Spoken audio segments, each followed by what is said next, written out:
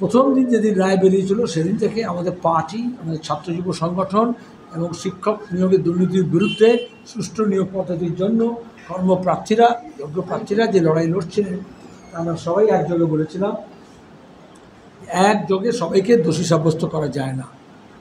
মুখ্যমন্ত্রী, রাজ্য ক্যাবিনেট, তার ভাইপো এবং যারা টাকা চুরি করেছে তার মধ্যে অনেক এমএলএ এমপি আছে, আপনাদের মুর্শিদাবাদেরও আছে, যারা মোবাইল চুরিয়েছিল, তাদের কাছ থেকে টাকা আদায় করতে হবে। যারা পরীক্ষা কন্ডাক্ট করেছিল, যাদের দায়িত্ব ছিল পরীক্ষা সঠিকভাবে নেওয়া, যারা ইন্টারভিউ করেছিল, যারা স্পেশাল কমিটি মমতা ব্যানার্জি করে দিয়েছিলেন, তাদের একটা শিক্ষামন্ত্রী জেলে গেছে, অন্য শিক্ষামন্ত্রী রোজ গুলি দিচ্ছে, এদের সবার শাস্তি দেওয়া উচিত। যোগ্য চাকরি প্রার্থীদের নয়, শিক্ষকদের নয়। তাহলে এটা এখন দায়িত্ব সুপ্রিম কোর্ট কেন চাকরি প্রার্থীদের উপরে দেবে?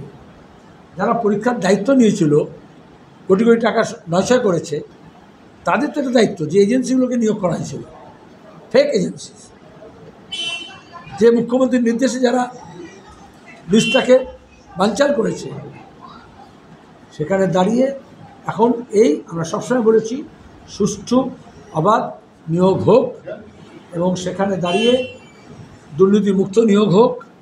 শূন্যপদ পূরণ করতে হবে, আর অনেক শূন্যপদ পড়ে আছে। গত কয়েক বছর এই ঝামেলার জন্য নতুন চাকরি প্রার্থীরা পরীক্ষা দিতেই পারে, তারা অপেক্ষা করছে। বাড়ি বাড়ি গেছি, MA BEd করে সব বসে আছে, MSc MEd করে বসে আছে। তাদেরকে সুযোগ দিতে হবে, কিন্তু এদের মধ্যে যদি না দ্রুততা নিষ্পত্তি হয় তাহলে গরমের ছুটির পরে অধিকাংশ স্কুলে তালা পড়ে যাবে, যেটা মোদী এবং মমতা সরকার চাইছে। সরকারি পৃষ্ঠপোষকতায় শিক্ষা প্রতিষ্ঠানগুলোকে বন্ধ করে দিয়েছে, আর এখানে তৃণমূলের লোকেরা মনে করছে ওগুলো রিয়েল এস্টেট হবে, জমি বাড়ি। আমরা মনে করি এই যোগ্য এবং অযোগ্যতা যারা অন্যায় করেছে, মিশিয়ে দিয়েছে, ডিস্ট্রয় করেছে এভিডেন্স, তাদেরকে জেল দিতে হবে।